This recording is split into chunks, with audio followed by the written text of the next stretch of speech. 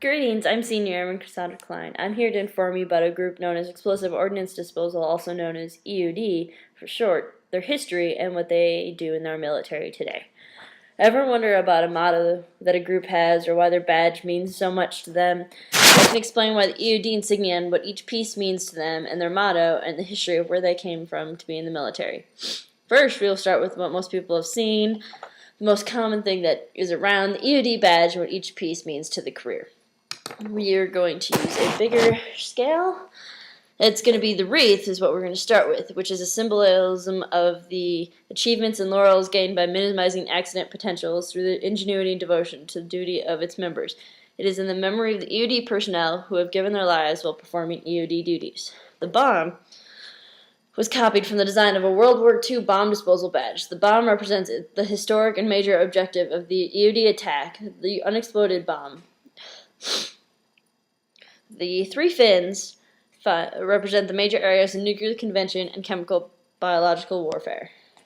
The lightning bolts symbolize the potential destructive power of the bomb and the courage and professional of the EOD personnel endeavors to reduce hazards as well as to render explosives harmless.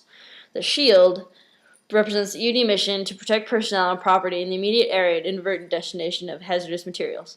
So as you can tell, they've got the people that have been, their history, what they do, and what they're trying to protect from people, while they have the people that do their job with the lightning bolts. Knowing that the insignia brings us to the EOD history and where they came from. What came to be brought to the attention of the U.S. in April 1941 when they had delayed explosion bombs and were wreaking havoc in Europe. Both civilian and military personnel now were trained by the Army in 1947, or were originally trained by the Army, and in 1947 the Navy took over when they were assigned responsibility because they actually had additional training for doing underwater ordinances. They decided to condense this to the Navy, and in 1971 the Navy was assigned the single service manager for all EOD training.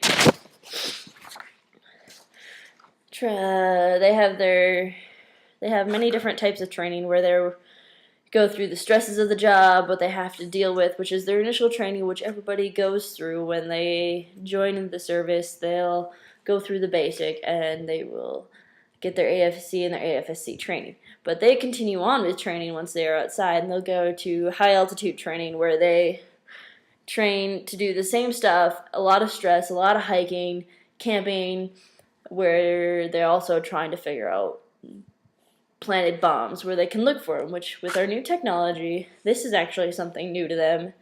It is a handheld metal detector. It lights up. And it'll turn red when it detects metal. And it vibrates also, and it has a light on the end, so it can also help you to identify what it is if it's dark. Other training they go through is different ways to handle explosives. This is actually something else they use. It is for their C4. If they need to explode something on the run, they carry these. This actually packs C4, and this will crimp the detonator. They have one other training that they actually go through. One of the other trainings they go through will be joint ops because they get pushed out to the other services. Like they'll work with the Marines most, especially in deployed situations. So they have to do a lot of joint ops training.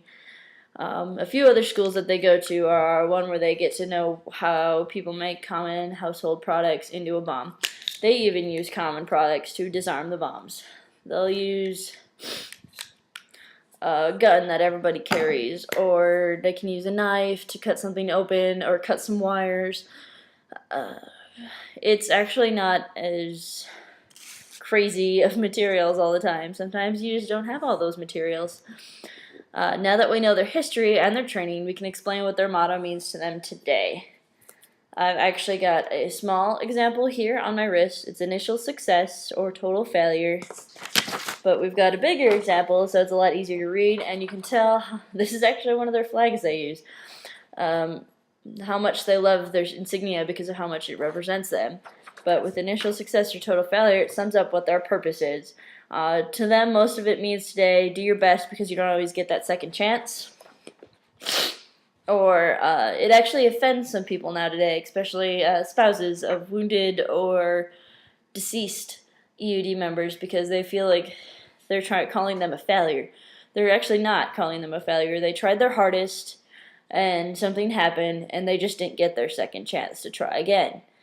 That doesn't make them a failure. It just makes them, that was their initial success because it did detonate, and it didn't kill any other civilians or unwanted personnel. So it was an initial success.